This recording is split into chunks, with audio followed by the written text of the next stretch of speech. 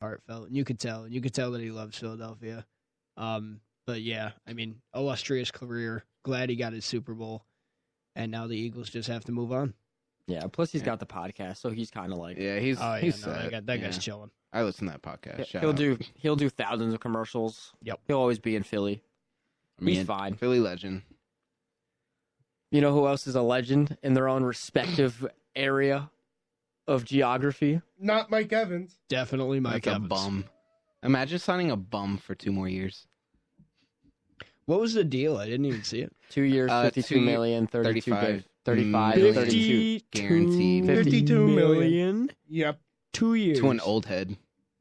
That $52 million is crazy. Just so they can bring back Baker on a $40 million a year contract. Oh my goodness, that's wild. All to go 9-8. Oof. And make the same round of the playoffs as the Buffalo Bills. Wow, he's got a point there. Hey, you can't talk. You didn't even make it, so I'm not sitting. I didn't want to get blown up by Cleveland again. I'm all right. I'm good. I'm okay. I'm good with it. Listen, I don't know why we're throwing shots here. All right, I just want to talk about Mike Evans getting paid, deserved paid. That was way too much money. You know, Frank, I'll go to bat for you here. I'll stick up for you. I appreciate it. That's a no-brainer. You got to bring back Mike Evans. I mean, 10 straight 1,000-yard seasons. He's got the 6th most receiving yards all time for any receiver in their first 10 seasons. So, got to bring him back. Heck of a player, and he's going to continue to be Baker's top option moving forward. So. Exactly. Leads the Buccaneers in every single receiving category. Will absolutely go into our Hall of Fame. Is going to Canton when it's all said and done. Has a ring. Does have a ring. And 10 straight 1,000-yard seasons. Easy.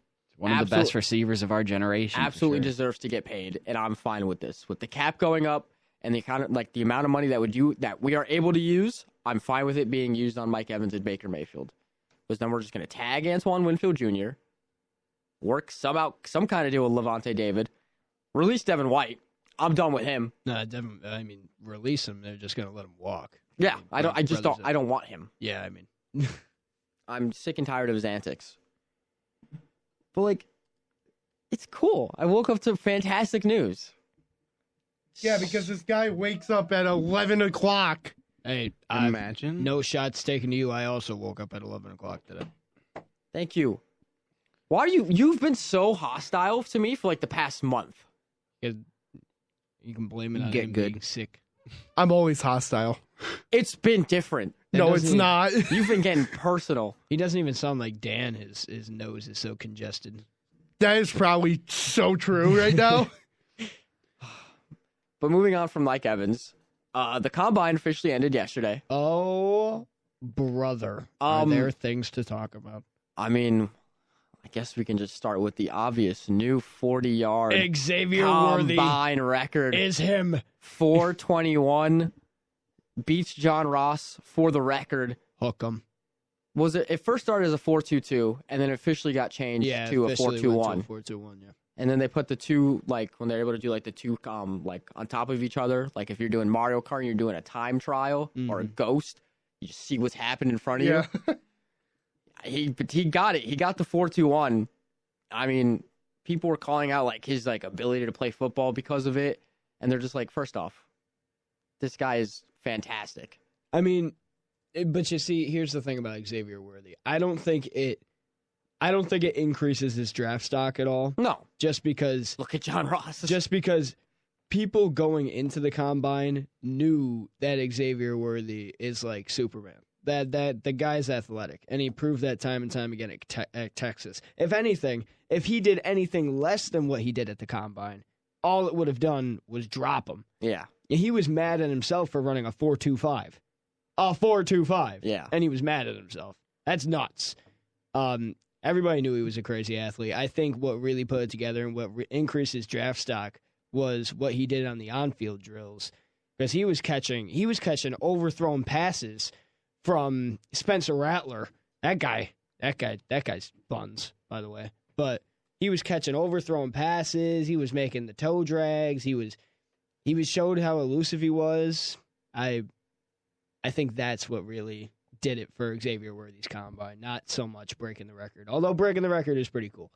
No, it's sick. You always have that until next or 1 or 2 years into another 150-pound receiver out of like Tutu Atwell. Till another Tutu Atwell. Yeah. I can't wait for the Chiefs to snag him up with a 32nd overall pick. Yeah, it's gonna be insane. Oh yeah, no, It's gonna be some slot. They're just gonna throw him in. Of course, Mahomes is gonna just. Oh, why are you putting things for the Chiefs in the air? First you say you're gonna have the three-peat. Now they're gonna take this absolute just rocket of a human being. I'm just being a realist. I mean, obviously, the Bills have proven at this point that we cannot beat Kansas City in the postseason. Maybe Joe Burrow pulls something out of his hat, but we've seen them falter to the Chiefs in the playoffs. So I'm just already mentally preparing myself for it. You're a 3-time back-to-back-to-back champion Kansas City Chiefs. That sucked to hear. Did that hurt anyone else's ears? No, it definitely hurt mine. It made my ears bleed. Like, that's awful. It's hard not to agree, though. It really is. Yeah, but another star receiver that kind of showed out was Keon Coleman. Oh, Keon Coleman definitely. I mean, his draft stock went from probably a third rounder to at least a middle of the second round. Yeah, and literally just because it was him who like stayed after to do I forgot which drill it was. I don't know if it was the cone drill, but I think it was. He wanted to get like a sub 6.6 for it, and he just kept trying over and over. I think he got it. Hopefully. Yeah, I don't remember if he actually got it or not, but just showing that he really wanted to get it is probably a good sign for all those scouts and teams that are be like, oh, this guy's committed and wants to show that he's committed and wants to do his best out on the field. You know what? Oh my goodness, I really can't talk today. You know what surprised me was the amount of QBs that opted out of throwing. I didn't see how many. A lot. Caleb Williams didn't throw. Yeah. Jaden Daniels didn't throw. Michael Penix? Michael Penix threw. Michael Penix. That brother Michael in the first round. I didn't see him throw. Michael Penix. He had the weirdest throwing motion at Washington, and I don't know what he did over the last couple of months to fix his throwing motion, but that guy's got a spiral. It's got a snap to it, and he was throwing 60 yards with grace almost. It didn't even look like it was troubling for him. Well, he's left-handed, right? Yeah. Yeah, so, like, I think it was the national championship game. Every time I kind of saw him throw, I'm like, this doesn't really look... Like, for him, it looked easy, but I'm like, it doesn't look natural. No, it didn't look natural, and now it does, because before he was, like, tucking his elbow in and kind of rocketing everything off of his forearm. Yeah. And now, like, I don't know what happened, but he's got the real... But he looks like a left-handed Aaron Rodgers. He's got the reel back, and the snap on his wrist is unbelievable. And he might go... I mean, J.J. McCarthy also lit it up at the Combine. But did he? I was seeing a lot of things that he wasn't. That he was throwing some pretty. He was throwing. He was not throwing well. He was throwing like J.J. McCarthy does deep. J.J. McCarthy never had a deep ball. He still kind of doesn't have a deep ball. But his throws over the middle and his short passes, they were on the money. Dimes. Dime after dime after dime for J.J. McCarthy. And then Michael Penix came in, and I think he looked significantly better than Bo Nix, who didn't even throw. Bo Nix didn't throw. He looked significantly better than Sam Hartman, as Sam Hartman did run the fastest 40 of all the quarterbacks, which is ridiculous. Well, I mean, he is a majestic man, but gosh, you don't need to see him. No, you don't. Sam Hartman also did not throw very well. Michael Penix draft stock really shot up. I wouldn't be surprised to see him go middle, back half of the first round. Good, because I really liked him in that Huskies team. So yeah, to see him even get drafted high. Like his age is obviously a concern, but his interviews afterward at the Combine and then his Combine in general, I see a lot coming out of Michael Penix. I really do. And it's crazy to say, because if you asked me even a week ago, I would have told you Michael Penix is a third round pick. Yeah. And now I could see the Saints. I could see the Steelers back end. I could see a team trading up, like a team that doesn't have a first-round pick, or a team that has a late first-round pick that needs a quarterback. Their way in to get him. Yeah, it's going to be interesting. This QB class, I mean, this class in general, this is probably the most influential Combine I've seen in a while, just because of how much up and down there was. Yeah. The offensive linemen, there are going to be a lot of offensive linemen to go in the first round. There always are. But there are going to be a lot of offensive linemen to go, because these O-linemen are freaks. It's unbelievable. I forgot his name, but 6'9", 340 pounds, ran a 505 ran a 505.40 with a 173 split. Did he have like the blonde mullet? Yes. Yeah. Okay. Unbelievable. That's freak. That guy's 505 at 340 pounds. That is ridiculous. It's insane. And I mean, for the combine, it's also the interview process that like everyone wants to get through and all the press conferences. Someone that obviously has had all like the limelight and the spotlight on them, Caleb Williams. Mm-hmm. And there's been a lot of discourse I've seen. Apparently, he did a lot of sucking up. Did at he? the combine. Apparently. Because then the news broke that he refused to give any medical forms or any of his medical exams to any 32 teams. Mm-hmm. And that if he's drafted, he wants equity in the team. Yeah. I mean, yeah, he's been saying that for I don't even know how long, but he's been saying that for a minute. But now, of course, the talk comes where it's like, is this guy worth it for the first round pick? Coming with his dad as his agent. And you know what's crazy is like the 3 guys that are projected to go in the top 5. I don't think any of them after the combine deserve it. And I mean, yes, the combine's not everything. The combine's never been everything. Tape is king. Look at Zach Wilson. Tape is king, and tape will always be king. But the combine is mainly those on the field drills with other guys who are projected to be NFL talent. And then not only that, but it's the interview process afterward. The athletic specimen part of it, like you can be an athletic freak. And if you're just a terrible human being or somebody that a team doesn't want to work with, you're not going to go in the first round. You're not going to go in the second round. You might not even go on day 2, right? But it's for the guys that show on the field drills and in the interviews afterward that they can be not only coachable, but also team-oriented. Yeah. And they're athletes, and they have good tape, which Caleb Williams has one of those 4 aspects. Fantastic tape. Fantastic tape. And tape is king.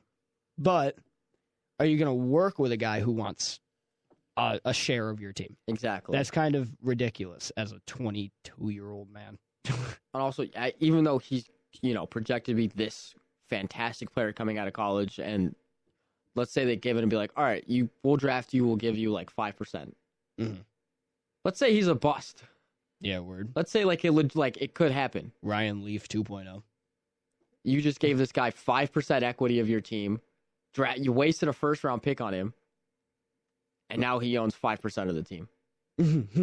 Sounds like a Chicago thing to do. It sounds like very much a Chicago thing to do. You know what? It really does. But if you're Chicago, that might be a risk you're willing to take. I mean, when the best quarterback you've had in your franchise's history is Jay Cutler. Well, I should put some respect on. Please put respect on Jim McMahon's name. Oh. But when those are the likes of the best quarterbacks you've had in franchise history, you got to take a swing on a guy like Caleb Williams, even if he does have some lofty, maybe unrealistic demands or things, a little foolish demands. But you're the Chicago Bears. You need something. I'm just looking now. I did lie. Sam Hartman did not run the fastest QB at the combine. I forgot about Kendon Slavis, who also ran the 40, 4.55, which is blazing for a quarterback, by the way. But that brother's still not going to get drafted. BYU, Zach Wilson, 7.0. Get out of my face. But I completely agree with Tanner. It just seems like all of Chicago right now is kind of behind. Not front office, not the Bears organization at all. But it seems like Chicago is behind Justin Fields. Yeah. And I'm behind Justin Fields. I think at this point you just have to be. Like, and not only for the fact that he's played in your system, played at the NFL level, and proved that he can do it. Not at a fantastic level. Justin Fields hasn't gone out there and lit it up against really anybody, or at least he hasn't done it consistently, because Justin Fields has had great games. Fantastic games. And Justin Fields has also thrown for less than 100 yards and 3 interceptions in a game. Like you gotta pay him soon. But I feel like even if you don't pay Justin Fields, you don't have to replace him this year. The guy still has one more year left on his rookie deal. Yeah. He still has a year. And at this point, do you sit there and say to yourself, yeah, I have this generational prospect, but he's just a scum of the earth human being and wants me to give everything into him, and I don't even know if he's NFL talent. And yeah, we're talking about the Chicago Bears, but how illogical do you have to be to make that decision? It's a tough decision. And if you're listening and want to put your input on this, just call in at 716-878-5104 and give us your input on the Caleb Williams situation going on right now. Indeed. I mean, in all honesty, if you have Fields, back when Tanner was on the show, near the end, he was called Bustin' Fields. Let me clarify that. Not because I think he's a draft bust, is because he was busting off those big gainers with his legs in his sophomore season. That's why I called him Bustin' Fields. And how does the bustin' make you feel? No way. No. Good, I guess. Yeah, I still like. That's what you where said. are you going with that? That was so. That's what you used to say. That was so forced. Why are you like this, Frank? He used to go Why are bustin'. you like this? He used to go bustin' makes me feel good. I did say that. All right. Well, yeah. He still makes me feel good. I mean, I think he's got his limitations as a passer, but obviously he's very dynamic with his legs, and I think there's a place for him in the NFL. But yeah, Bustin makes me feel or field. No, all right, that was bad. Sorry, that was very bad. I'm going home. No, even Goodbye. I think since you have him, and this is probably the best his stock has been ever since he's been in Chicago. Oh, my God. Arguably probably his best because he's had his best receiving core with Cole Kmet going into his own, DJ Moore, even Mooney, who is... Darnell Money with 2 O's, baby. Yeah. And then even some flashes of not even... I was going to say Jimmy Graham, and then I forgot Jimmy Graham was on the Saints last year. It was the year before that he was on Chicago because they had that whole 7 tight ends on the roster thing. But even so, he probably had his best season as of last year, especially with the injuries. And what I've noticed from Justin Fields is that he doesn't show up in the first half. Everybody has this like high expectation or like this hope that he's going to turn out well at the beginning and, keep riding. It seems like he just goes to the bottom of the cliff and then he starts climbing it up as the season goes on. And you can't really have that. You need somebody who's consistent. Now, I understand Caleb Williams. Yes, prospect, we don't know, hasn't played a snap, and everybody's saying he's generational. Andrew Luck was generational, and look what injuries did to him, and he retired early. So, generational doesn't always work out. Trevor Lawrence right now, generational talent in his own right, probably hasn't worked out to everybody's standards as of right now. I would say so. Generational is sometimes overblown by NFL and the media, and it's definitely an overused It's word. an overused term now, more than it was with like Luck or when you heard of Connor McDavid and Jack Eichel. That was like a generational draft in NHL terms. I think you make the move on from Fields. I think, in all honesty, if you're Eberflus, this is your last year. Most likely, if you don't do something to probably try to prolong it, how you prolong yourself staying in a place? Drafting a rookie quarterback. Mm-hmm. Yeah. I don't think it's in the sense that they don't like Justin Fields or they don't like how he's used, but I also feel like Justin doesn't show up when he needs to show up sometimes, and he has to make the plays on the run, and he has to try and make those deep passes to DJ Moore and have to deal with Mooney dropping his passes. But at the end of the day, I think if you put him in a better situation as in Atlanta, or you could probably try to go to Pittsburgh maybe. Mm-hmm. Either of those two. I know those are the top two right now. To where he could go. There's that video of him saying, "Are you ready to go home?" And Fields is like, "Yeah." But I feel like there's a lot more weapons. There's a lot better lines, and probably a lot better of a system.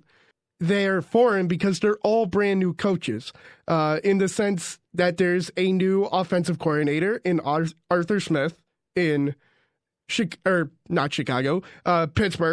who is known for liking running quarterbacks, hence Desmond Ridder and Taylor Heineke, both just didn't have an arm. He has an arm, at least a better arm compared to them. Yep. And then you have Atlanta, who don't want Taylor Heineke or Desmond Ridder anymore, are like, please get rid of them. And that's with now Raheem Morris. And then Chicago, I think this is the most overlooked thing while looking at Caleb Williams and Fields. Chicago hired a new offensive coordinator. The Seahawks QB coach, I believe, from last year. And that was Shane Waldron. And if you look at Seattle is not a movement type of team. Mm-hmm. I don't see Geno Smith running for 20 yards every play. I don't see Drew Lock when he came in running for, 10, 15 yards every play, except for that one play against the Eagles. He actually had that great run and then ran downfield to block the one time. Yeah, but I mean, you also got to look at different quarterbacks do different things. I mean, Justin Fields is a improvising mobile quarterback. That's his game. That's been his game for a long time. So, I mean, you're looking at a guy like Geno Smith, who, is a quote-unquote improviser mobile quarterback, but he's also 33 years old. You got a young, athletic specimen of a quarterback, and I think he's just all around a guy who's going to go to a team and prove that even if he stays in Chicago, Justin Fields, no matter where he goes, no matter if he stays, no matter if he leaves, that guy's got something to prove. And if he doesn't prove it now, I don't think he's ever going to get the chance to. So you're looking at a guy who, is going to follow the game plan, but he's also going to stick to his roots of just getting after it when the play breaks down. I think that's where Justin Fields has to go back to if he's going to stay in an NFL caliber QB. Yeah. And the last thing about Waldron is that the quarterbacks that he's worked with, he worked with Jared Goff. The goofball.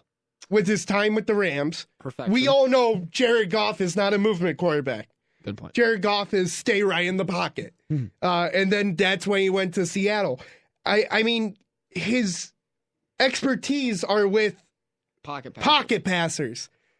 I know Caleb Williams isn't the perfect word as pocket passer because he does extend plays and he does do other things.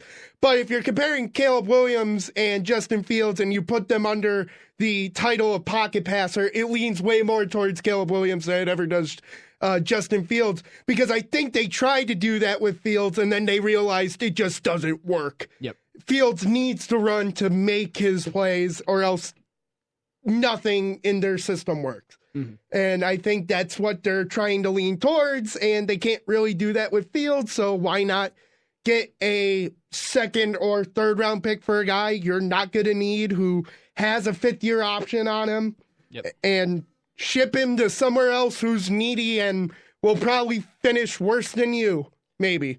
The whole there's not, I guess there's two quarterbacks in this class that you can really look at and say that is a pocket passer. And I feel like those two quarterbacks are J.J. McCarthy and Bo Nix, and obviously neither one of those guys are going number one. No. But if we're looking at pocket passer, and you're looking at Caleb Williams at this point, 1 and 2 are Caleb Williams and Drake May. There could be a wide receiver thrown in there. Obviously somebody could trade up for Marvin Harrison or even Malik Neighbors, who had an unbelievable combine. But I mean, if you're Chicago and you're looking at your two options, right? You got a guy who is quote unquote generational, just like there are 6 guys that are generational every draft class.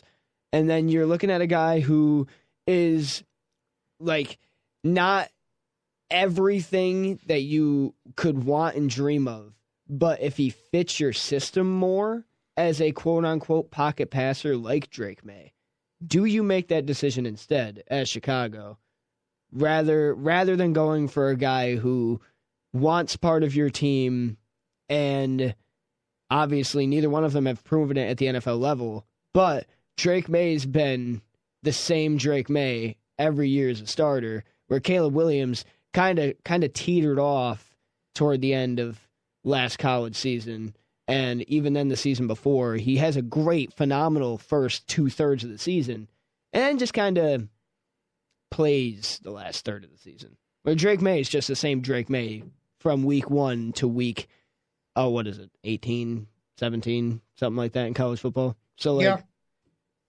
I mean, do you take the risk on Caleb Williams, or do you take the risk on Drake May if you are Chicago? I think that's going to be in talks for quite a few people before draft season. I mean, obviously, the draft is, what is it, a month and a half, month and 3/4 away, something like that, beginning of April. Yeah. Not crazy. For what? The draft. The draft. Yeah. Yeah, so you got like a month and a half to make your decision if you're Chicago, but I wouldn't be surprised if they took Drake May at 1. I wouldn't be surprised, but I think it would be like a little bit of a shock. I think it would be like more shocking than it is surprising. Yeah. Just because like no way you pass up on Caleb Williams, but like with everything that Caleb Williams has shown you and everything that Caleb Williams has not shown you, Exactly. Especially with those medical forms, that's a big red flag. That's a red flag. And obviously, man, it'd be so stereotypical if Chicago went with Drake May and then like Washington ends up with Caleb Williams and Caleb Williams is just a bust. Yeah. That'd be some Washington level disappointment, man. That'd be like, Commanders fans, I'm feeling for you right now, because at this point you're taking whoever isn't taken, and like you could get somebody good, you could get somebody great, or you can get somebody who wants half your team and sucks. Like it could happen. Especially when they've had 2 quarterbacks in the past 2-3 years who, if they had proper like a coaching staff in front of them, could be great. Yeah. With Sam Howell and Taylor Heineke. Sam Howell, Taylor Heineke was pretty all right. I mean, obviously, R.I.P. Dwayne Haskins, if he had anything for him when it came to a coaching staff, he might have even worked out. But, it's always a gambling game, the NFL draft. It's just depending on, you want to roll the dice on somebody who's high risk, high reward, or do you want to roll the dice on somebody who's got a high floor, low ceiling, and a guy like Drake May? I don't know. If I'm rolling, I want to go with Michael Penix or Bo Nix. I just love them both. Yeah, I mean, Michael Penix really showed out. J.J. McCarthy showed out. Bo Nix. I mean, a lot of guys showed out at the quarterback position. I'll be honest, if we're looking at disappointing guys, I'm like Jordan Travis really disappointed. But Jaden Daniels' grade for the combine was a 6.73. I think they're nuts. I don't know where in their right mind they saw 6.73 out of Jaden Daniels and what he did at the combine. I don't think he did better than Drake May. And I really don't think he did better than J.J. McCarthy, who are 6.50 and 6.39 respectfully. That's what they got graded? Yeah. And Jaden Daniels, they had him marked down as the second best quarterback at the combine. Behind, was 0.03 of a point behind Caleb Williams at 6.76, who was the highest graded player at the combine all around, wasn't the highest grade. The highest grade was Malik Neighbors, followed by Marvin Harrison, followed by Caleb Williams. But interesting combine, very telling combine, and April is going to be very fun. And the lead up to April, all the mock drafts I'm going to do. Oh, the mock drafts are about to be fun. Oh, brother, my head's going to be spinning with these mock drafts. But speaking of spinning, we'll move on a little bit before we get to the break, and then we'll talk about Sabres after the break, because that's going to take up a bit of a time, isn't it? Oh, just a tad. Yeah, but there's just 2 things I want to hit real quick before we get to a quick break. And now that Tanner's here. Tanner. I think yesterday was the dagger in a dynasty that has been in all of our lives. The Golden State Warriors lost to the Boston Celtics 88-140. Steph Curry put up 4 points. He went 0 for 9 from 3. They were getting a little hot, but I think this is officially the dagger to end the dynasty of the Golden State Warriors. It felt like it. I don't know if I'd go that far I don't because we've think said I'd that go about that the Warriors before, and then they went and beat the Celtics in the finals a couple of years ago. So, But this one just really feels like it. I don't know if you could say it's it because of one terrible game. And don't get me wrong, it was a terrible game if you are a Warriors fan. But I do think at this point there are some serious questions that are getting brought up. Like a guy, like if say the Warriors do nothing this season, and then what do you do next season? I feel like the biggest question now is what do you do with Clay? Clay's probably gone. What do you do? I mean, obviously, Steph's going to be a Warrior through and through. They're never going to get rid of Steph. Yeah, no. But what do you do with Clay? What do you do with Draymond?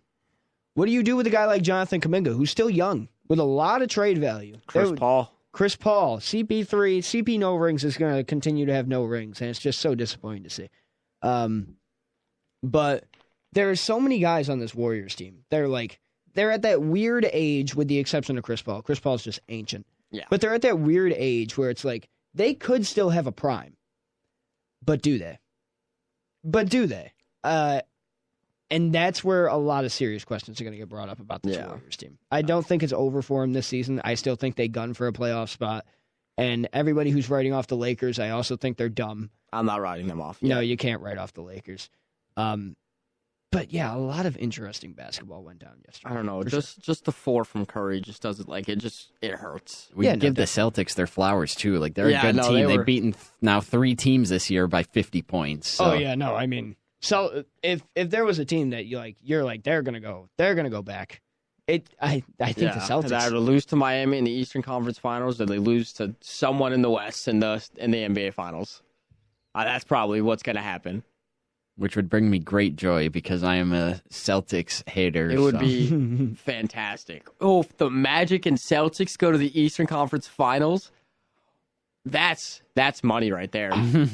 brother, those guys over in Orlando have something going, and it's wild to see. But yeah, I mean, yeah, they did the Pistons dirty. Like, yeah, congratulations, everybody does the Pistons. Oh, dirty. I don't even care. Pistons. That game doesn't even count. But that game doesn't even count. That game doesn't matter. But actually, no, because now it's the Wizards that don't matter. But the Magic, I don't like. It's crazy where this team is already going. It's wild. Pablo Banchero, that guy should be like. Obviously, it's way too early to put him in MVP talks. That's a superstar. But most improved player, I don't think you give it to anybody else.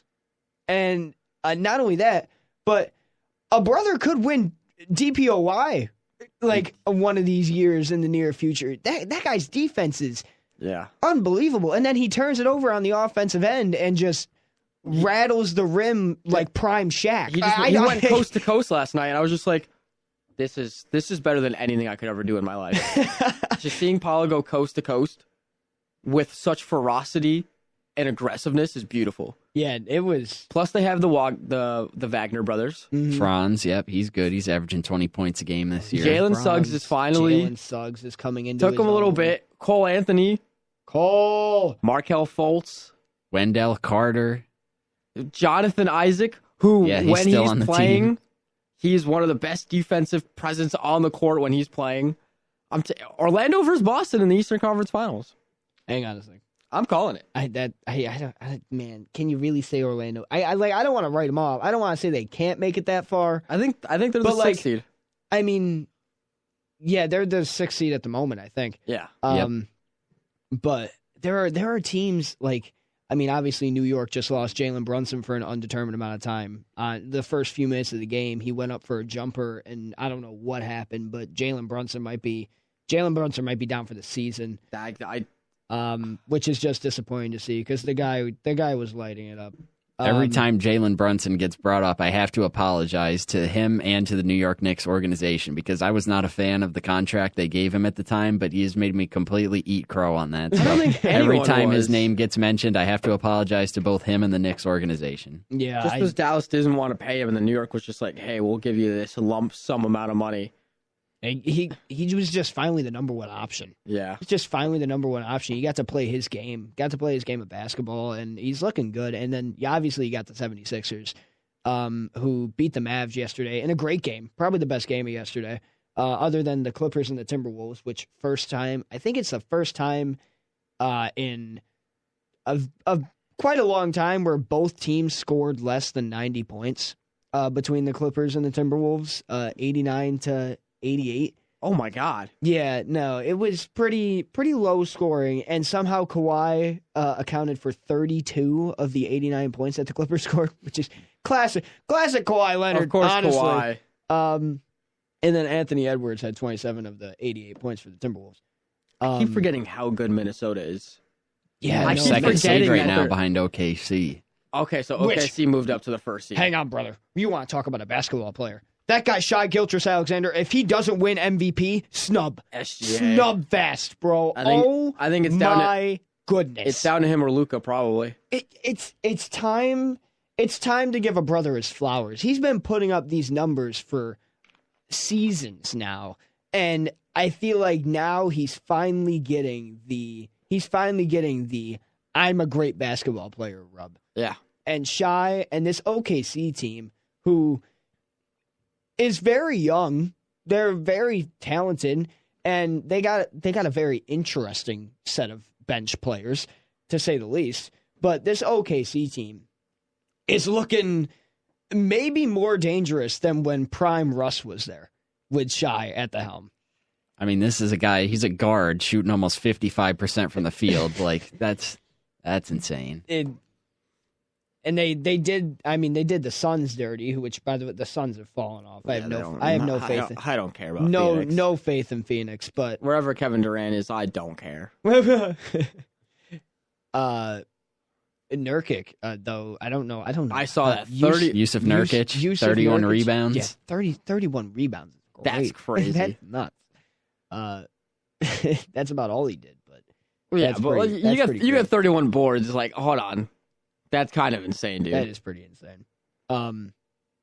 But yeah, some very fun basketball. I mean, the Spurs, Victor's stat line.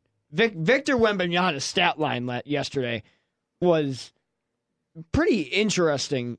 And to do it to the Pacers, a cooking Pacers team, by the way. Yeah. And Tyrese Halliburton played awful. Oh, He's been in a my weird slump as of goodness, late, he played- efficiency-wise. He played awful. And Victor, I mean, I can find the stat line real quick. He in 31 minutes put up 31 points, 12 rebounds, 6 assists. Where are his blocks? I know he had to have Six. 6 blocks, a steal, was 11 for 17 from the field. 3 of 4 from the 3-point line, which 7 foot whatever he is, putting up threes is pretty nuts. But yeah, that guy, the Spurs still suck. Don't get me wrong, but Victor, they got a bright future. Yeah, that's rookie of the Got year. their next Tim Duncan. I love how the Spurs just always luck into a generational big man. I mean, David Robinson, Tim Duncan, Wemby now. Like, It's weird. death taxes and the Spurs having a unicorn big man. Death Texas. That's awesome. Yeah, no, and I think he definitely solidified himself rookie of the year after what he did to Chet the other day. Yeah. Oh my goodness. Wemby versus Chet. Battle of rookie of the year, and Wemby shut up Wemby shut up the reporters. He shut them up. Wemby's showed got it everyone. on lock, but I do want to give a shout out to Brandon Miller, the second overall pick in the draft. The last 16 games for the Hornets, he's averaging 21 points a game, 46% shooting, 38 from downtown on almost 8 attempts a game. So he's Okay, been playing Brandon well as Miller. well. Okay, all right. Yeah, no, he I didn't realize he was cooking like that. definitely was quietly cooking. Asar Thompson, was he the second of the twins that got taken or the first? The Rockets one. Was he Oh. the second of the twin? The second of the He twins. was I think he taken was before first. men. I think he was taken before, but he's cooking too over there in Houston, which is crazy to say because Houston's terrible. Yeah, no, majority of them were cooking, but Wemby has been the one leading that kitchen, Yeah, no, for sure. taking charge. Amen went before Asar. It was Amen at 4 to Houston and Asar at 5 to Detroit. Okay, so yeah, no, it's a men that I'm talking about, the Houston one. Yeah, no, he's cooking. Yeah. The Pistons just suck, but whatever. Better than the Wizards. Push comes to shove, and at least the Pistons aren't the worst team in the NBA. But moving on before we take a quick little break here, Chris, I'm going to need your help for this one because you showed me this. My mind is blown. Talk to me, buddy. So if you don't know right now, currently we are in the middle of the Champions League, which you don't know is the biggest club tournament in the world. If you know the World Cup, kind of like it, but it's for all like the club teams that all the players play for. So you have Arsenal in there. European club teams. European club teams, not MLS, whatever. No one cares about us. Well, I mean, they do have a CONCACAF Champions League. It's just, CONCACAF teams. It's just that. Is it different? Yes. It's just It's awful. bad. It's different just bad. style of It's just play. bad. It's great. Very It's just different. It's just bad. awful. But they have revealed a new format for the 2024 to 2025 league play, and it is officially I hate it. replacing the group stage. I hate it. So I like the group stage. I love it. It's It's so perfect. simple. It's so simple. Right? The top 2 teams go. The third team then moves down to the conference league, which is like...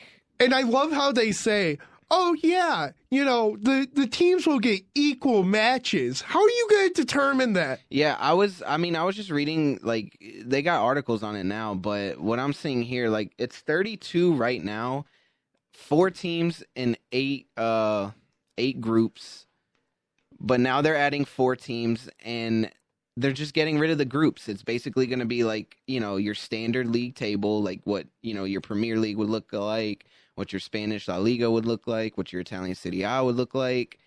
They're adding 4 more teams, and now instead of 2 games each, so currently in the current Champions League format, you get put into a group with 3 other teams, and you would play those teams twice, 1 home and 1 away.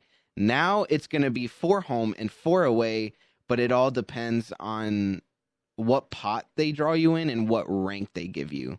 Now it's like a whole college thing. It giving them feels like a rankings. whole unnecessary, It's unnecessary. It was just so simple how it is now. like just do the bowl draw, be happy who you get, Yeah. like whatever, deal with it. Now it's like you got to do a different a different team every game, so Mm-hmm. it just Yeah, seems it's, like it's going to be a lot more complicated with scheduling and Yeah. ugh. Especially with all the league games that go on throughout the year, and as they play more than just this one tournament, in each league. they're There's- still playing. yeah, The Premier League's still happening. Bundesliga is still happening.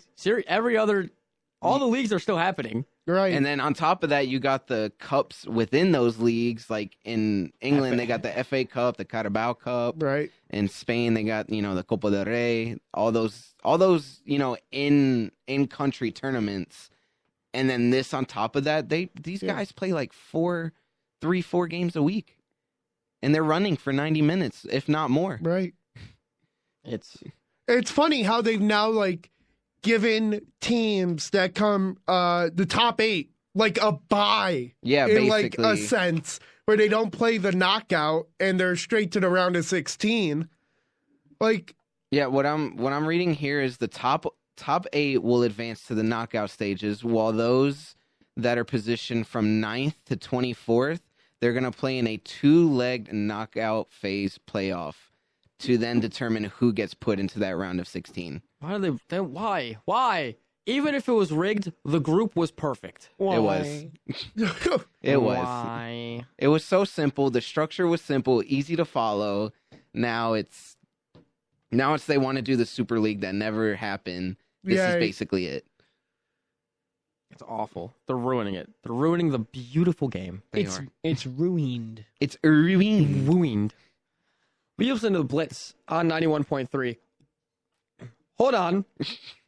Hold on. Hold on. Hold on. What happened? I gotta holding. schwep it up Got real a quick. Schweppes. My throat's a little Not sponsored.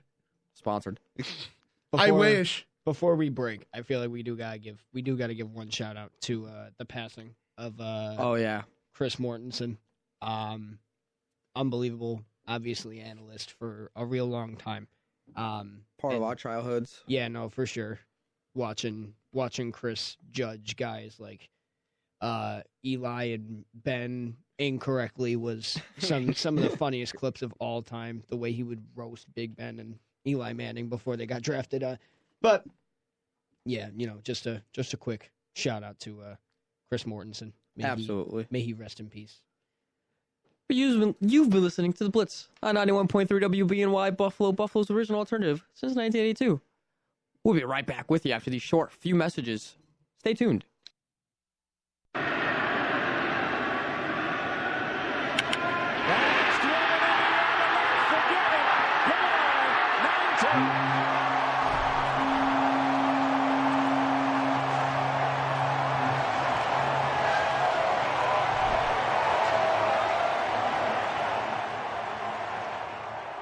Welcome back to Blitz here on 91.3 WBNY. I'm still your host, Frank the Tank, on this beautiful, beautiful Monday afternoon. And what you just listened to was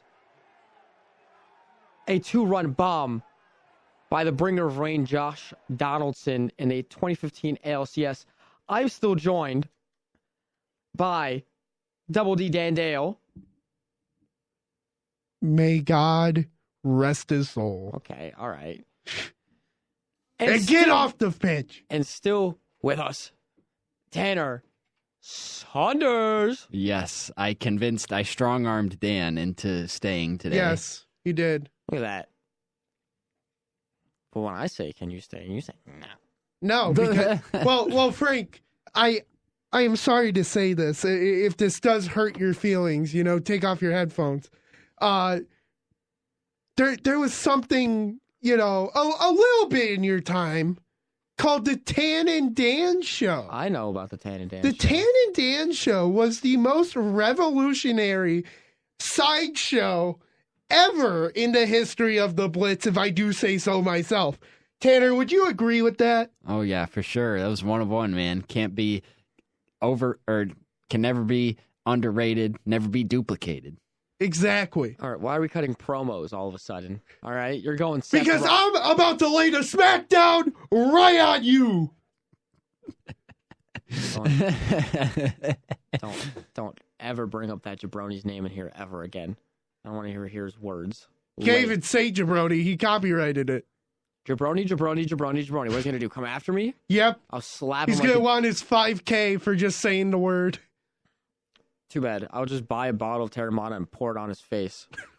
Hate The Rock. But what we listened to was a Josh Donaldson tour bomb in the 2015 ALCS when he, of course, won the MVP that season. Josh Donaldson, the bringer of rain, one of the most cockiest players I've ever seen, someone who just believes in himself, and one of my favorite players in the early 2010s. Josh Donaldson has officially announced his retirement from the Major League Baseball. Dan, how do you feel? Because you probably feel more connected to this, so do I, because, obviously Blue Jays legend, Athletics legend. He was a Yankee. Yeah, that was about as far as it went. Matt Chapman had a better Yankee career than Josh Donaldson, even though Matt Chapman was on it for about 6 months. He got paid his money.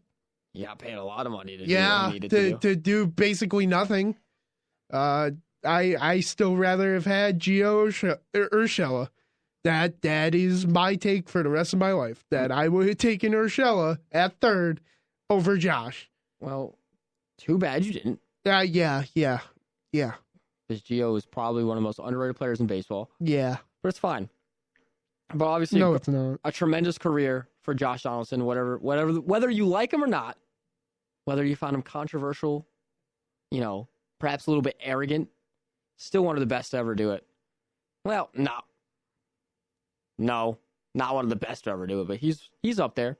He's up there. I would say like 175-ish range in terms of top 200 players of all time. I would say he's close to Evan Longoria. You keep his name out your mouth.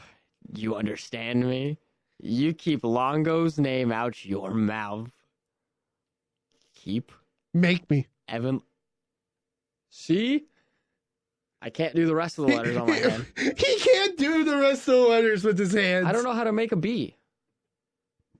Oh, yeah, that's fair. No. This way. That's right. That's what's coming for you, Dan. Just congratulations to Josh Donaldson, obviously as MVP, whatever. Congrats on retiring. Just leave the league alone. Yep, goodbye. But we'll move on to a more touchy subject here for perhaps two people in this room. Uh-oh. The Sabres collapse in the last 9 minutes and third period against the Winnipeg Jets. Up 2-1 with, I believe, 9 minutes and 33 seconds left or 28 seconds left. Close enough. Yep. Just 9 minutes left in the third. Then Winnipeg ties it. And then all of a sudden, it's 3-2. Empty net, it's 4-2. Another Oh empty my God, net. it's 5-2. Yeah, because of another empty net. Was it an empty net? Yeah, it was 2 empty nets. Oh, I didn't get that alert. Yeah. Yeah, but this one stings, doesn't it? Yeah. Obviously, trying to build that momentum to, you go from 0.1% chance of making the playoffs to all of a sudden you have close to a 5% chance of making it into the playoffs. I think it was 6 last night, and now it's all the way back down to 2. Really? Yeah. Yeah. Well, I mean, you give up 4 goals in 9 minutes. But yeah. So I only saw the first goal that Winnipeg scored when there was 10 seconds left in the first. Yeah. So I didn't see the who scored the second for Sabres. I didn't see the rest of the game. The second goal was UBL's Robinson. fault. You're right, and there was Robinson. I thought you said I thought who scored the second Who goal scored for the second us? for the Sabres, and I didn't see who else. Eric scored for Robinson. Eric Robinson. And that's where the meme was spawned. It was that goal where Emma was shown on the broadcast. That was the goal that started it all. And boy, that was something right there. I'm just sitting up in my bedroom. I was watching the game, and after that play, I was just marveling at the passing ability of Peyton Krebs, because that was just a magnificent feed to Eric Robinson, and then he was able to snipe it home. And I see Emma, and I'm like, I had to do a double take. I've only met her one time in person, but I was like, wait a minute, was that Emma? And then Joe Cali put in the OG Blitz Boys group chat. He was like, yo, Dan, you and Emma were just on TV. And I'm like, so I'm not going crazy. And then thank goodness for Twitter, I was able to find the clip, and that is where the meme was born. Yes, if you're not aware, Emma, our very own Emma Nosby, made it on the big time, and 85% of Dan made it, except his head. Everything except my head. Everything except just your head. Yeah.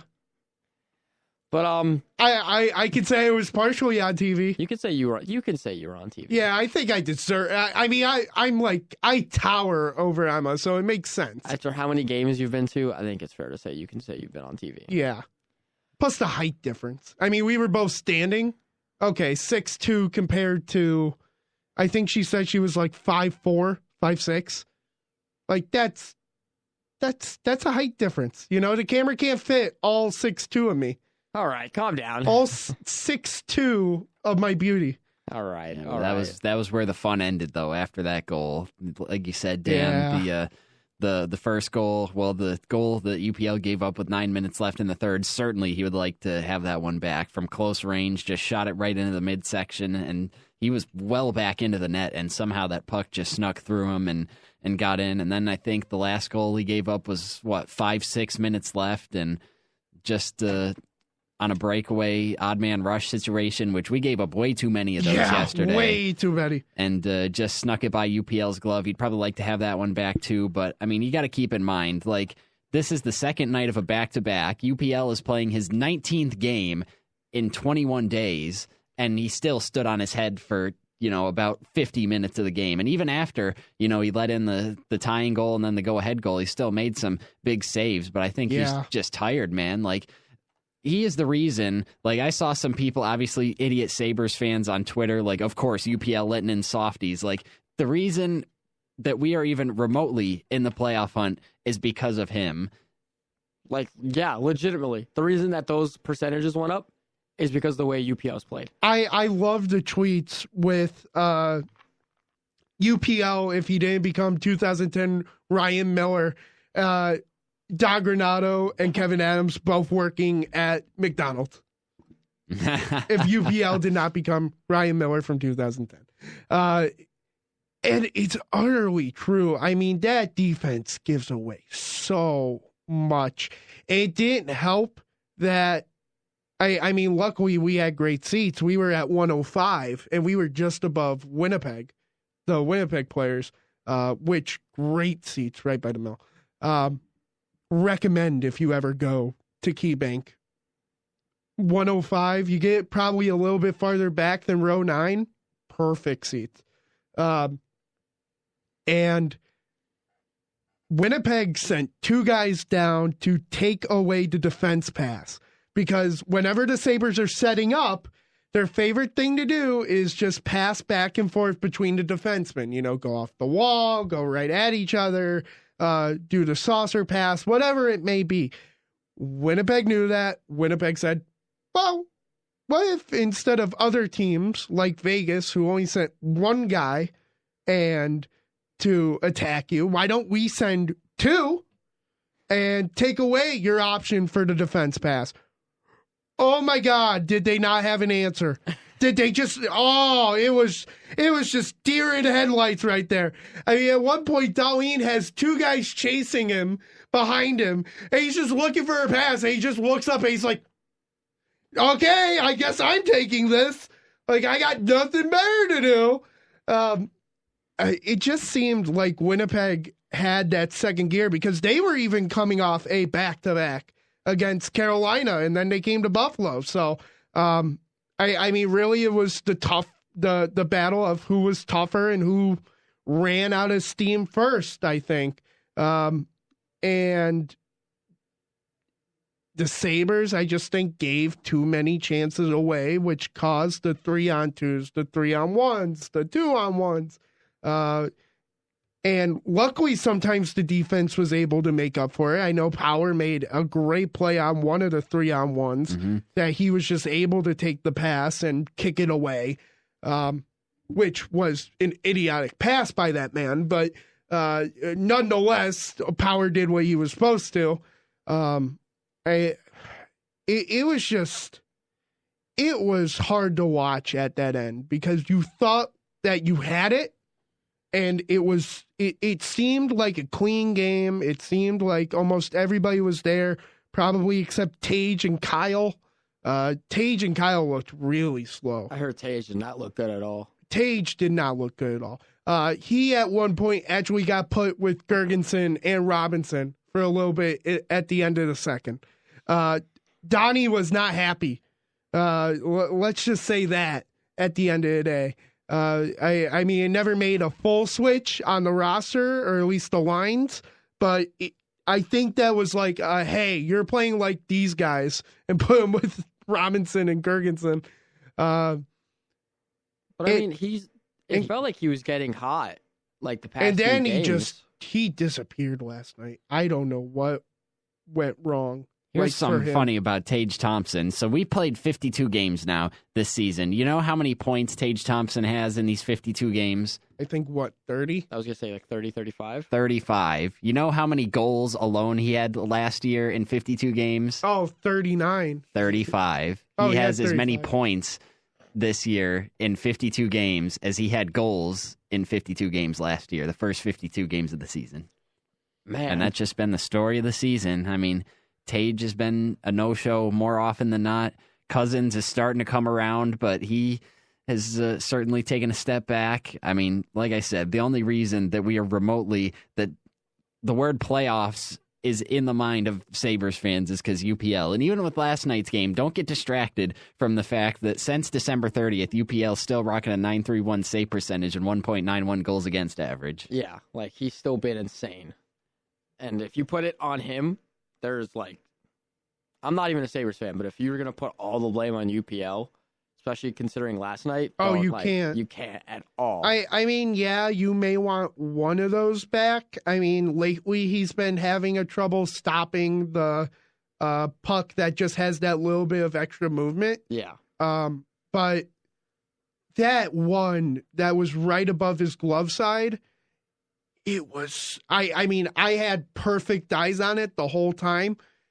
It basically went top corner, like perfectly a little bit under the bar and a little bit away from it. It would have been hard to stop. And I know a lot of people are like, oh, well, you got to have that. And it's like, oh, that's well. a niz of a shot. That's a tough save to make. It's a tough shot, but it's like, oh, you should have had that. Oh, there's a reason you're sitting on the couch, okay? Like, let's give it a break. You know, like, you're not playing top-level hockey here. That was a snipe, and that was even with pressure on him. Especially against Winnipeg, who has been way better than everyone thought this season, or still, very much deep into their playoff race. Right. So it's not like this was going to be like an easy team. So the fact that they were held to only one goal until those 9 minutes were left, I don't know. I know. He was standing on his head as he's done all season. I just think finally the 19 games in 21 days just caught up, and I don't want to use too much of that as an excuse, like the team ran out of gas excuse, because look at Winnipeg. They were playing also the second night of a back-to-back on the road, their fourth game in 6 nights. So the Sabres didn't have it any better than Winnipeg did. They were probably fatigued as well. It's just, that's one of those games where, God, just get it to overtime. At least get the loser point. If you're going to lose, at least get the loser point. We've had so much trouble getting into overtime this year when everyone else has not had that trouble. So that's what's another thing that's just killed us this year, is we can't get games like that to overtime. And what I will say, probably one of the most worrying moments of the night, Darlene at the end of the second randomly starts hobbling. And he gets slashed in the ankle. And of course, you don't see it at all. It's so quick. It just doesn't happen. And you just see him going into the zone, and he's just I can barely put pressure on this. And I'm oh, well, there goes Darlene. There's the game.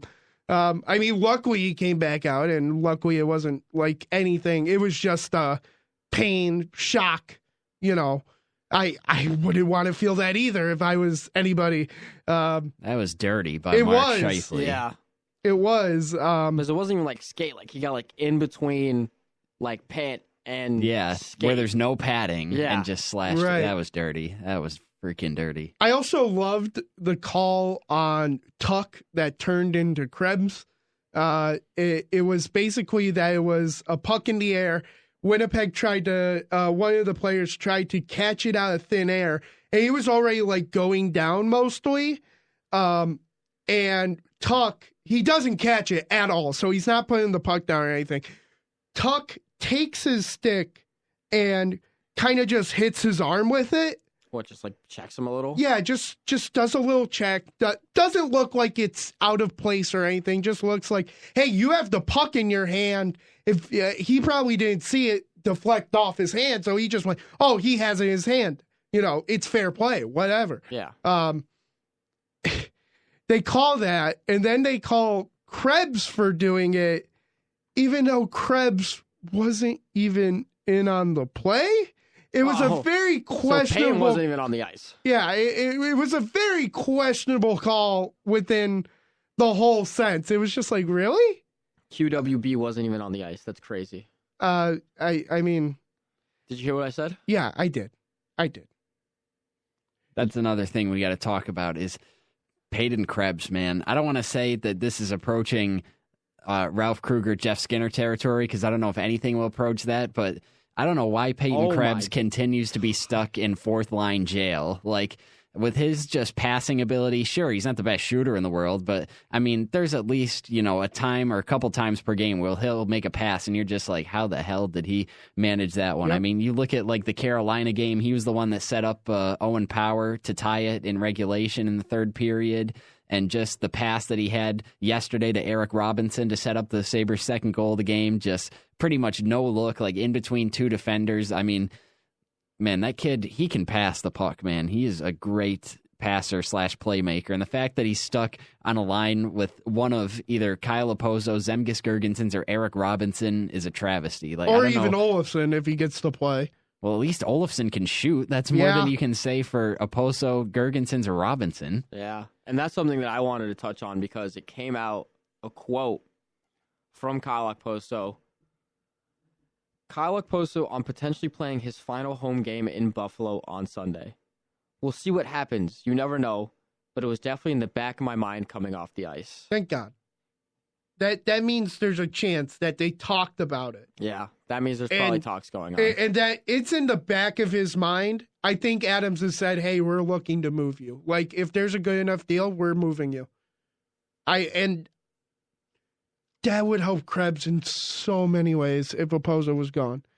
so many ways. You are moving him up to at least the third line, at most the second line, where he's with a Cousins or a Benson or a Peterka.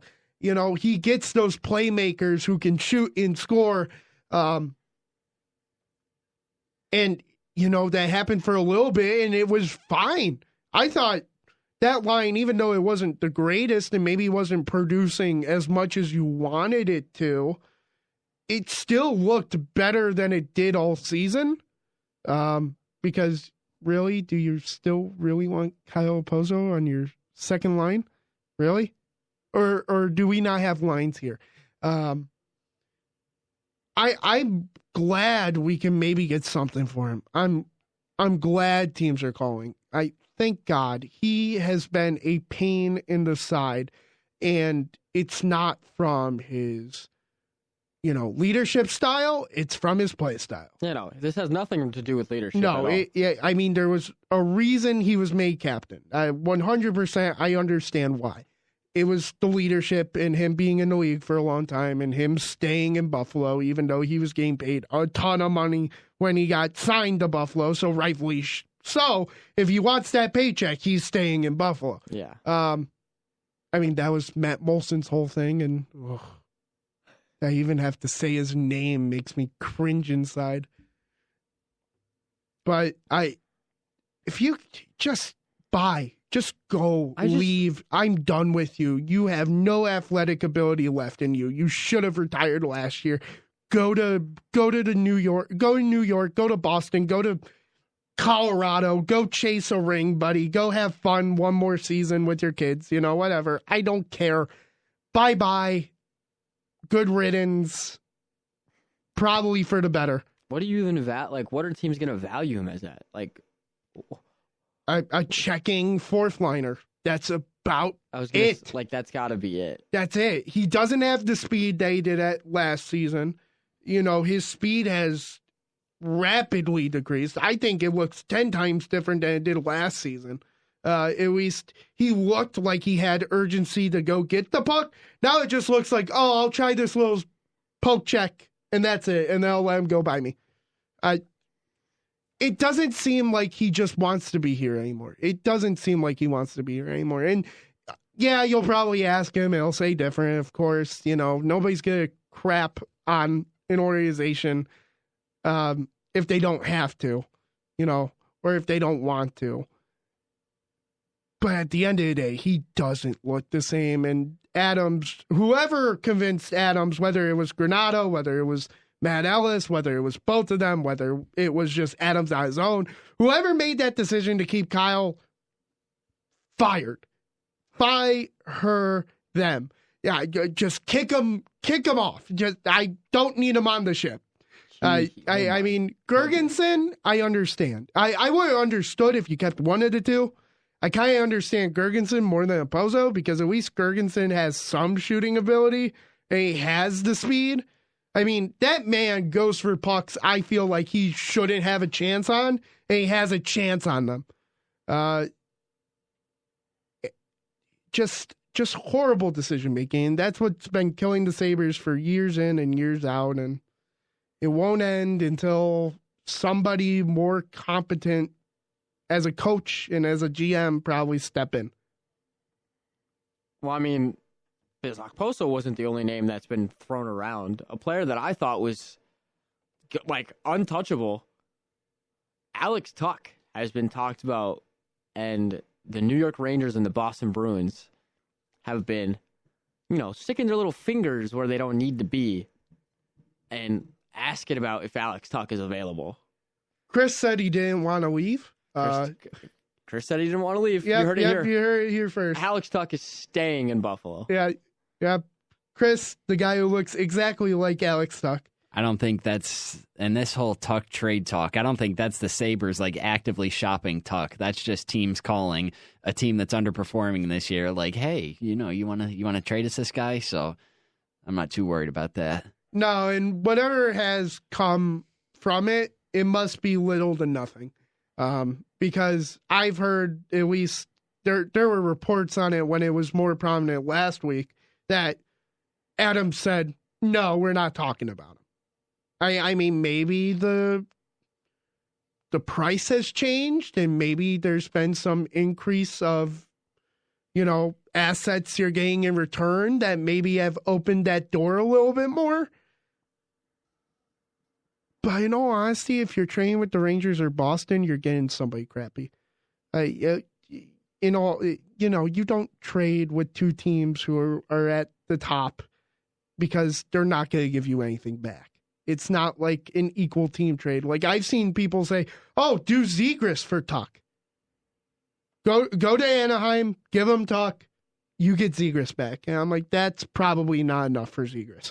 I mean, I don't mind enticing a trade with Tuck in the sense that he is looking for a contract and I would like him back on a contract. It's whether does this organization value him as much as the fans do.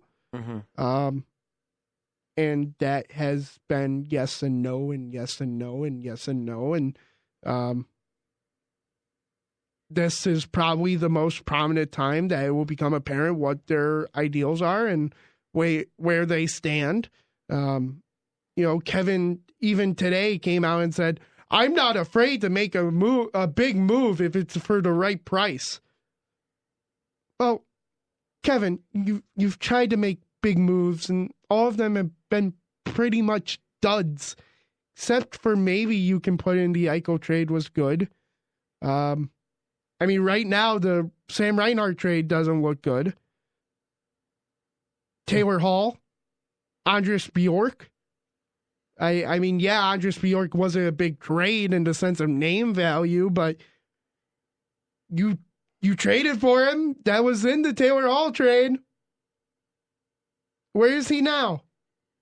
I don't think that's just a Kevin Adams thing. Like, how many times have we seen players leave the Sabres and then immediately become good? That's been happening. The world didn't start turning when Kevin Adams became the general manager. Look at, Sam Reinhart, Brandon Montour, Evan Rodriguez, Taylor Hall, Evander Kane, Zach Bogosian. Like, that's all been going on before Kevin Adams. Like, once you leave Buffalo, that's when you're allowed to prosper. But you guys got Devin Levi.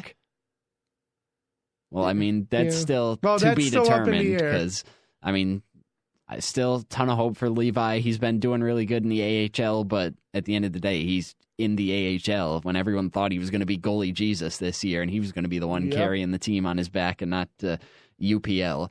But you know what? I don't want to be a total doomer about the Sabres here. There were a couple positive things that came out of yesterday's game. And at this point, with playoffs probably not being a thing, we got to cling to any little thing we can. And one of those was the power play. That started to come around in these last couple games. I think that's 5 straight games now with a power play goal, and we're 6 for 11 in the last 5 games on the power play. And the one goal last night, Peterka's, man, that was a hell of a power play right there. You start with Peterka on the near boards, then he gets it up over to Owen Power, and then he goes cross ice. I think it was to Middlestat. Then you get it right down to Oposo. And as much as we just dogged on Kyle Oposo, he was one step ahead. Like, as soon as he got that puck, he just backhands it over to Peterka, and he how did it go? He took the shot right away, Middlestat, right? And then I think he got it in the bumper to Skinner, then Skinner down to Oposo, and then he hit Peterka, that's another positive thing, his 20th goal of the season. Right. We've seen a lot of regression on this team, but to see J.J. Peterka take that next step as a second-round draft pick is encouraging. If Jack Quinn was healthy, I think we would have saw his just huge developmental, uptick, too. I think both of them would have been on an uptick. It just is unfortunate Quinn got hurt with injuries because when he has played, he has been phenomenal. Yeah, didn't he score his first game back in December? Yeah. Yeah. I think he has as many points as he has game played. Which is insane. For the short time being, and everybody's like, well, there's a chance we could get him for the playoff run. Nope, get out of your head. No. Just shut him down for the season. Yeah. Let him come back next year. Yeah, he did 5 goals, 7 assists for 12 points in 17 games. Not bad at all. Not bad at all. It's not bad at all. And this is talking about a guy who hasn't even played 100 games yet. And he's had 20 goals, 31 assists for 51 points. that is probably some of the nicest uptick, probably like developmental wise, that you could hope for in a franchise. Yeah. But Tanner, we've talked about the trade deadline coming up soon, and we've pretty much on asked Friday. Everyone what they want to do or what they want to see the Sabres do. What do you want to see the Sabres do to at least help improve this team moving forward? I guess at this point, just sell off some of the veterans to contenders. Like, I don't know, probably not the best look to trade the captain, but if there's takers out there, I mean, get him out of here. Maybe you look at moving Gergensons. Eric Johnson could potentially be on the move as well. And I think Don Granato even said as much, the other day, because he's been dealing with illness. But he also cited as to why Eric Johnson didn't play last night, because it's that quote-unquote unique time of year, which implies that they're looking for a trade partner. So I would say I don't think you have to do anything drastic. I mean, this season might be a lost cause at this point. So don't go out there and trade Casey Middlestat. Just sell off some of the veterans that you have. Well, I think the only way you trade Casey Middlestat is if you get a top 4 pairing right shot defenseman in return. But those don't exactly grow on trees. So I'd rather just keep Casey Middlestat at that point. No, there's a lot of discourse about potentially moving him, but I'd like to see him stick around. And I just think that's what we got to do, is just sell off some of the veterans for whatever scraps we can get.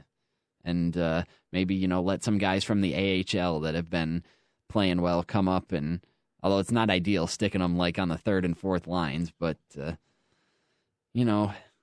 guess with the season being a lost cause at this point, just... at this point, just embrace the youth. Yep. I think that's what you got to do. I mean, that's been their motto for the past year. I mean, at some point you have to either stick with your motto or move in some place to switch it, sign a little bit more veteran wise, and not veterans and 30-year-old men who don't have anything left in the tank. More like 26, 27, 28, maybe some players who have playoff experience, I thought Lyubushkin fit that mold pretty well, of not too old, has some experience here. Yeah, then he got dogged walked by Matt Rempe. Yeah, last night, yeah. Ooh. I mean, they were trying to go for the same thing with Clifton. I mean, he's in that same age range as Lyubushkin, came from, a good winning program, obviously, with the Bruins, at least during the regular season. Yeah. Frank, you know all about that. I know what you're talking about. But, and then obviously the Eric Johnson signing was good in theory. You bring in a guy, veteran, Stanley Cup champion, another number 1 overall pick, just like Rasmus Dahlin and Owen Power, but just hasn't worked out. Swing and a miss. Yeah. But because Evan brought up the possibility of, honestly, looking at the future and looking what your lines are going to be and looking at who you have, maybe using that young talent that you're so plentiful of, use them to try and go get these veterans and use that as trade fodder and see what you're able to get. That was part of it. I remember talking about that a little while ago. I mean, about using Savoy. Yeah. Or using somebody else who you may not see plans with. It's a fair point, because, I mean, all the guys that we have, in the AHL or elsewhere in other leagues, I mean, there's not going to be enough NHL roster spots for all of these guys, but I just don't want to make any, moves like that. If we were, say 1 point out of the playoffs or something at this time, then maybe you can kind of push in the chips toward the center of the table and go all in for the playoff push. But I would say just, hold on to those guys. We'll see, how the end of this season plays out, how the start of next year plays out. And then at next year's trade deadline, if we're right on the outside looking in, or if we're in, but not by a comfortable margin, then yeah, sure. Throw some of those guys at a disgruntled star or superstar, whatever the case is. But I don't think there's any need to make a trade right now with any of those young guys. Just let them ride it out in the AHL or whatever league they're in, and we'll see what plays out in the future if somebody becomes available. I agree, because I don't think there's any young guys in the sense. I mean, I know all of them have value, but I feel like there isn't. Last year there was kind of that Bjork or Rasmus Asplund, who have that kind of like, oh, they could be something really good. And there's a chance if you work on them hard enough, they turn into diamonds instead of just dimes. I don't feel like we have that this year where we have like a young guy who's kind of struggling. I mean, really the only young guy that you could say is struggling because he's not playing is Olofsson. But he's not that young anymore. He's not that young anymore. That ship has sailed. Sabres fans need to stop with the Victor Olofsson. Like, the guy scored 28 goals last year and is still on the team. So that ship has sailed. I don't think you're getting anything of value by trading Victor Olofsson. No, it's basically he'll probably be pushed in as a extra piece to a deal. He's not going to be like the focal point of a deal. No. If you can't get anything for him after a 28-goal season, I don't think it's going to happen. It's over. Well, we do have a caller. Oh. Fred from Kenmore wants to just provide a comment for us. Sure, you are on, sir. Hello. Thank you. How's it going? Good. Quiz time. Who was an assistant coach with the Sabres when Lindy Ruff was still coach? I'm out of this one. You guys got this. Who is still an assistant coach? Who was an assistant, and he brought him down to Dallas, too, when he moved to Dallas. Brought him with him. This is I feel like I know the name, but I don't know off the top of my head. Well, the reason I'm asking you guys is I can't remember his name either, but he lived 3 doors from and went to several pool parties, neighborhood parties from a good friend of mine, a work friend. And he described the analytics. This is, going back 14, 15 years. He described the analytics that existed that long ago. And after a game, Lindy was a workaholic, and so was his assistant there that I'll come up with. He was a former player that moved up into coaching right away with the Sabres. He was a Ranger, New York Ranger, and then he moved in. But anyhow, I don't want to get you guys trying to stump each other on that. So the analytics were just intense that long ago. And so every single goal that the Sabres score, assuming that the current Granato and the current staff uses the same analytics services that film all the games and then give them the stuff within 30 minutes, they know the causes of every goal that's scored. And when I say that, that should give them the answer as far as why the Sabres are losing consistently. Again, they've had a good run a little bit lately, but and those are the people that they need to move, and then maybe the other teams they're trying to move him would also know, well, this guy is stiff, he's a puck watcher, and he lets guys get behind him all the time. Whatever, but the analytics are intense. So I just want to let you know it's getting something for nothing is really, really difficult because the analytics, the analytics at that time, again, that long ago, would say every single time a guy had the puck, whether he gave a good pass or a lousy pass, every single what his puck possession time was during the game, his versus his time on the ice. The analytics were unbelievable. So, I just wanted to let you guys know that. I don't know if trades are going to bring the miracle worker. All right, I'll take the comments off the air. Thanks. Thank you, Fred. Thank you, Fred. And I think I have an answer on the former player turned assistant coach for Lindy Ruff. James Patrick played from 1983 to 2006, the Rangers, the Whalers, the Calgary Flames, the Sabres, and then joined Lindy's staff in 2006. Good find. Great find.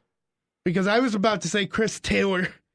I don't know. He said Rangers, and my mind just jumped to Jeff Gordon. I was like, oh, that makes sense. Well, I think it is James Patrick. He fits the criteria. And then he joined him as an assistant with the Dallas Stars as well in 2013. So okay, so yeah, that sounds like it's it. Nothing, a little detective work. Can't figure out. What a pull. But I think, Fred, you are exactly right. That trades are not going to bring happiness. Yeah, no. They are not in the mode for trades to bring happiness. Especially not with the trade bait we have on our roster. We don't have any. Yeah, exactly. Right. Really, the only time I could see... At least on the active roster, I should say, because there's plenty of talent in the AHL and elsewhere, but I don't know if we're willing to part with that just yet. Right. I would think most likely if there would be a trade benefiting the Sabres and buying someone, it would probably have to come in the draft. it would not happen now. It would happen after the season, after free agency, sign who you want, see what you can get for certain players again. Just go back to the market, go back to square one, and just reassess everything. And maybe try to find a home for a Savoy. Or if you really want to give up on quirked up white boy paint grubs, I guess you can move on him from him too. That would be foolish. I would think it would be very But then again, stupid. if he's going to be stuck on fourth line jail, I almost would like to see him get traded so he can truly flourish. Get him on a team that has some line mates, some snipers, and he'll start his point total, at least assists, will start ballooning up. Because, I mean, how many times you've been watching a Sabres game and you see Krebs just feed someone gloriously, and then it's either a Pozo or Gergensons or Robinson, and they just sell it right at the net. They don't know what to do. Yeah, no, but especially with, not to, dog the Sabres, but, with, the position you guys are in, trades aren't going to be the thing that, brings you excitement. No. Nope. Because even, the Greenway trade last year around this time, I remember being hyped about it, but that's just because, I thought it was a cool trade. But, people didn't like it. No one was, really hyped for it. No. Obviously, I think people would change their opinion now on Jordan Greenway and the impact he's had on the team. At least a little bit. He's definitely... I mean, that was the whole thing with him and Granato. I mean, that was Granato's guy. Another guy who worked with the U.S. national team. I mean, that's why they got along so well together. Greenway knows what Don wants, and Dan... he does it well. Say what you want about Granato, but this is yet another player that Don Granato is about to coach to a career season. I mean, we're 50 games in, and he's got 21 points. His career high is 32. He's got 9 goals. His career high is 12. So that's another guy that Don Granato has kind of revitalized. Like I said earlier, even though there's been a lot of regression this year, we've seen some positive things, and Jordan Greenway has been one of those things. And he's also a guy that's going to do things that aren't going to show up on the stat sheet, like on the penalty kill or just being, a net front presence or a guy that can drive to the net. Like Jordan Greenway, that was a really good acquisition. And another piece of the Jack Eichel trade, that was the second round pick. I think if you are the Sabres, the only person I'm looking at this, this trade cycle before the deadline passes, Matt Dumba, defenseman for the right Coyotes, shot I believe. defenseman for the Coyotes. He was rumored to come here back in free agency. He has the relationship with Greenway. There is a way you could probably persuade him. I think he only signed a 1-year deal with Arizona because nobody else was going for him. He hasn't had the greatest season by any means. I mean, 57 games played, and he has a -14 on the year. Not the greatest stats. He's getting ice time though. He's getting about 20 minutes per game. That's probably been his lowest since 2016. So he's on a downtick. You could try to buy him for cheap. You could, just throw in a 5th round pick, just ship it off. Why not? See what he can do for you. See if that can help some of your defensemen. I mean, instead of playing even though I love Bryson and the stat that he brings to the Sabres, he could replace a Bryson here and there or a Ryan Johnson here and there. It allows you to have that 7th defenseman rotation again, where you have that backup again, instead of having Clegg there, which I feel like there is no trust in the organization with Clegg, even though I do love Clegg and what he's done. I feel like that's one that's weirdly touchy-feely with the Sabres. One guy I'll never not be upset the Sabres weren't able to acquire this past offseason was Panthers legend Radko Gudas.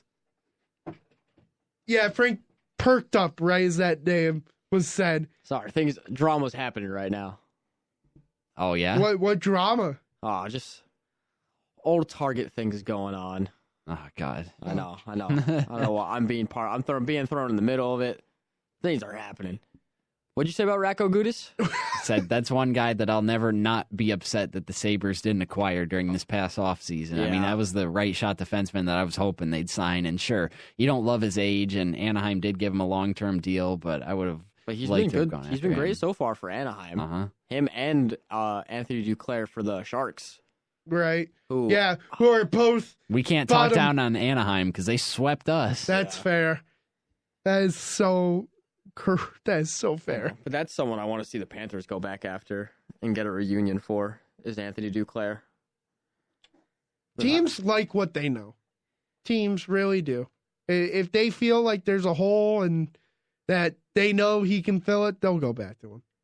Yeah. They'll give him something nice. But the Panthers, it's like we just feel so good right now that I kind of don't want to do anything. Right. Hey, if it ain't broke, don't fix it. That's the why. train's rolling. But like we're linked heavily to like Noah Hannafin, who would be great defensively for us. Right. But Montour and Ekblad have been fantastic. It's like I don't want to touch that. So it's just this weird situation where we have Forsling as well. Like I don't want to trade. I don't want to buy. I don't want to sell. I just want to stay where I like the team that we have. Just want the train to keep rolling. I mean, you should. You're top of the league. I want to continue being the wagon that we are. I mean, you are first in the league in points, so. Just don't win the President's Cup. I don't want the Presidents. I want to lose like 3. If we could just lose 2 games in a row. Yeah, you guys are in the clear lead for it.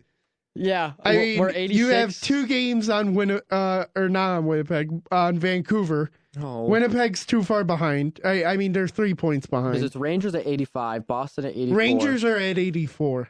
What? I thought they were 85. 84. Oh. And then Bruins are at 84.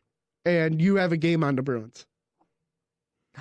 So at least, I mean, with about 19 to 18 games left, you guys are pretty much in that driver's seat. No. And you guys do face the Rangers tonight. Yeah. So there is a chance it does switch. Oh, please lose. They're on a 4-game win streak and have won 10 out of 11. I really don't want the President's Trophy. I really don't. Because look what happened when we were a wild card team. Mm-hmm. And then we get swept in the first round when we were the President's Trophy. Like, Right. the curse is real. The curse, like, it has to be real at this point. But we beat Boston. Everyone knows how that went. Glorious. Right. You know, talking all this hockey, it really reminds me of where Tanner was when we first started talking hockey. That was not a good place. If you have ever gone back to the old shows, I mean, I lived through them, and I loved every second of those old shows. Tanner did not know one thing about the Sabres. He got randomly asked to, I think by Evan, to go to, the Sabres-Minnesota game? No, it was against the... Because I remember you went to the Sabres-Minnesota last year. I'm going to go back. I'm going to find the game. Because Tanner found his love for Casey Middlestat that game. He has become a lifelong fan, and it feels now like you can talk hockey with him, and it's like he's a casual fan in a year. Just utter switch. This is not the same man I talked to a year ago with hockey.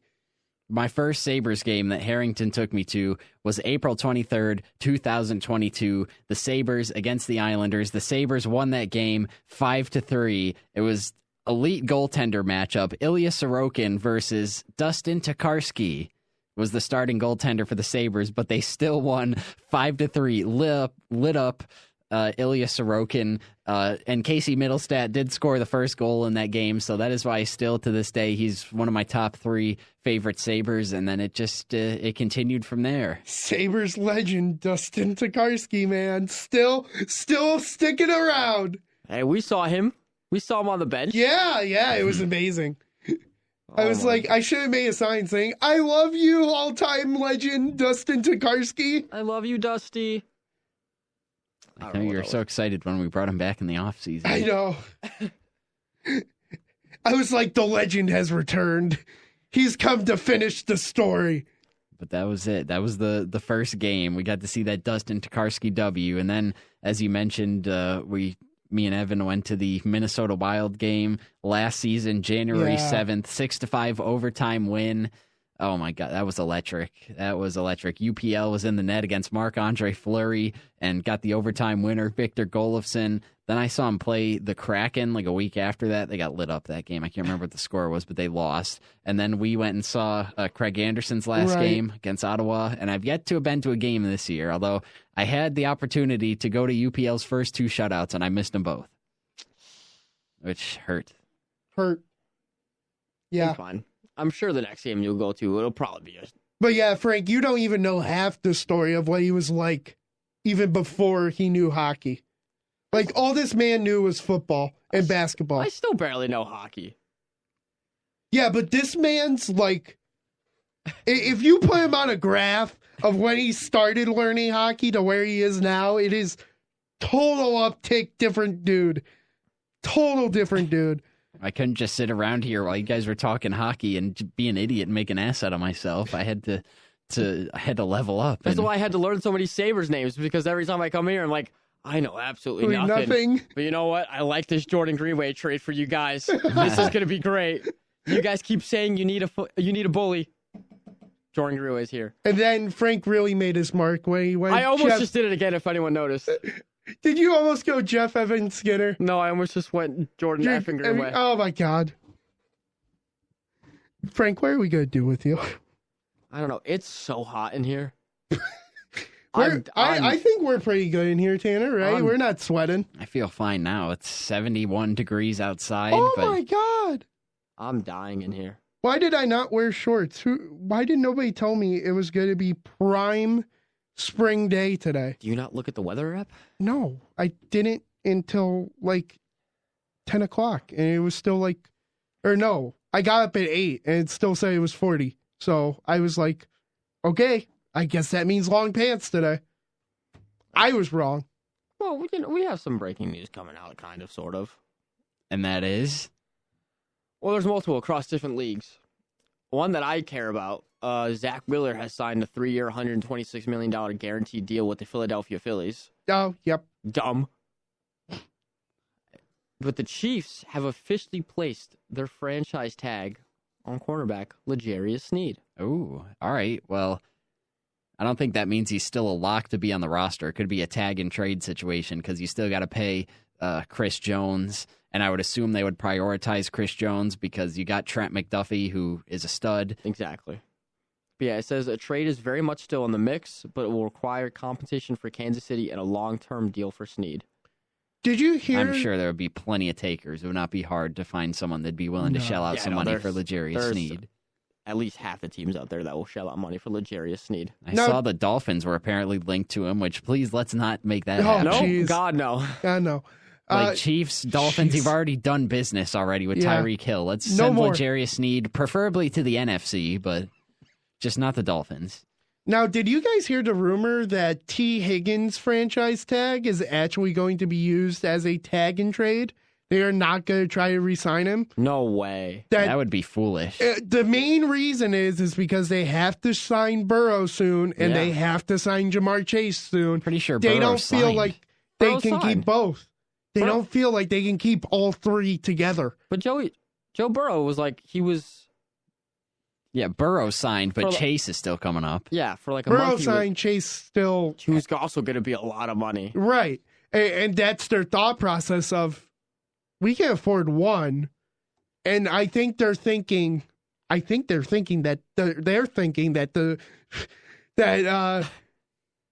Jamar's just going to ask for this outrageous number because remember, whose contract is getting done before his? Justin Jefferson. Exactly.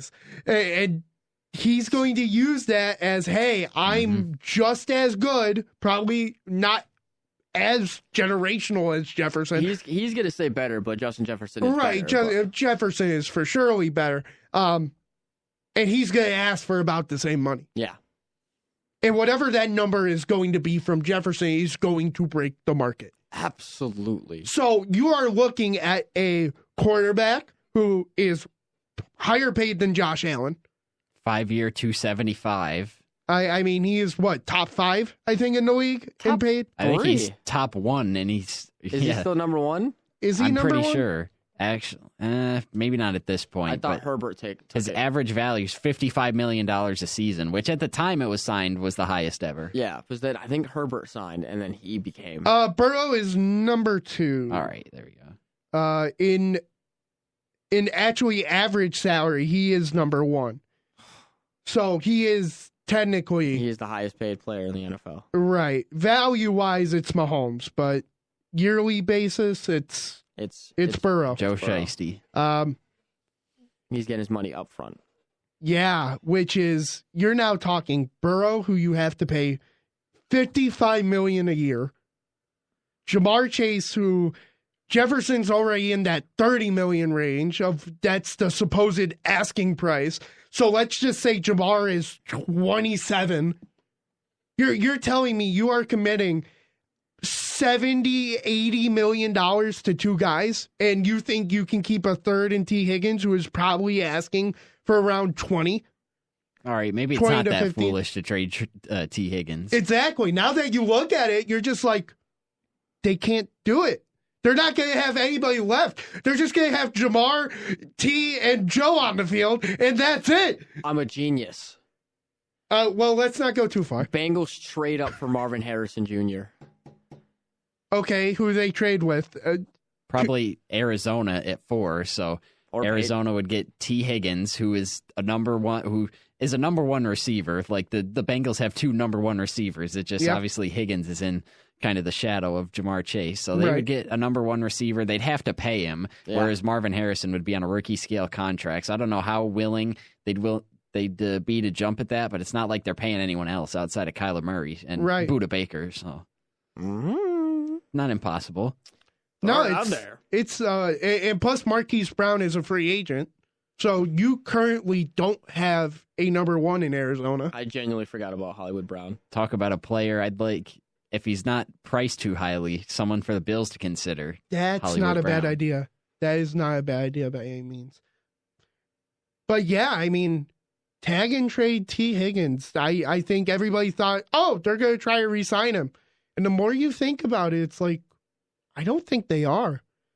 I think they're going to try to move him, and they just didn't want him to test free agency. Would probably make more sense because you can't retain both him and Tyler Boyd. So maybe you try and re-sign Tyler Boyd, and then you flip T. Higgins. It's not the craziest idea in the world. Because, right now, the highest paid per year is Tyreek Hill at $30 million in the wide receiver market. Jefferson better be asking for 33 to 35 then. And T, he only had a 1-year deal, and he was getting $21 million. $21 million for 1 year. You think he's not going to ask? I mean, that is, let's see here, 1, 2, 3, 4, 5, 6, 7, 8, 9th highest in the league. He is within the top 10 without even Jamar being there. Yeah. You can't do it. It doesn't make logical sense. You would have to trade him. And they're already paying, some guys. They gave Orlando Brown big old contract. Right? Alex Kappa, they signed away from Tampa Bay, gave him a 4-year, $40-some-odd million deal. Yeah. You got guys, there's some young players in their secondary that they're going to have to pay. They already had to let Jesse Bates walk, but you got, Daxton Hill, some young corners like Cam Taylor-Britt, Logan Wilson, linebacker. So but that's comes with the territory of being a good team. When you have so many good players, you can't pay everybody. They lost CJ Zuma to the Jets. Yep. I would also you got DJ Reader up front who's making a lot of money. Trey Hendrickson. They're an expensive team. Something's got to give. And this is just me doing more research. Jamar Chase was paid less than Michael Gallup, Tim Patrick, Alan Lazard, Jacoby Myers, Tyler Boyd, Russell Gage, Michael Thomas, Juju, the beauty Adam of rookie scale contracts, and Zay Jones. Zay Jones? Zay Jones is being paid more than Jamar Chase by $300,000. Oh. The beauty of the rookie scale contract. Yeah, but also Michael Gallup was a beast. Remember when everyone was clowning on the Bengals for taking Jamar Chase over Penei Sewell? Yeah. You couldn't have gone wrong either way. That ended up working out for both teams. Both are great. Jamar's they're both one of the best players in the league at their respective positions. So, and the Bengals you couldn't go wrong. No. And the Bengals they've figured somewhat out on the offensive line. So they've literally been to Super Bowl. So it's like they figured something out. And the Lions might be there. Well, they probably should have been there this year. But that didn't work out. Maybe they'll be back because Jared Goff has become a thing for them. He's good. Obviously, they have a lot of young talent with the Sun God, Amon-Ra St. Brown, Jahmyr Gibbs. You have to figure is going to take that step in year 2. Laporta was a revelation. Oh my God, this season. Sam Laporta was insane. They have one of the best offensive lines in football. And then on defense, just get rid of C.J. Gardner-Johnson, and your defense is perfect. It's perfect. You got Hutch, Aiden Hutchinson. Jack Campbell. They got a lot of Brian Branch, their second-round draft pick, had a great rookie season. Yeah. So the Lions aren't going anywhere, I don't think. I said it last year, and I'll probably continue this. Jared Goff is my MVP for next season. All right. I'm putting it in now. Hot take, but that's my MVP. Hey, he's been efficient.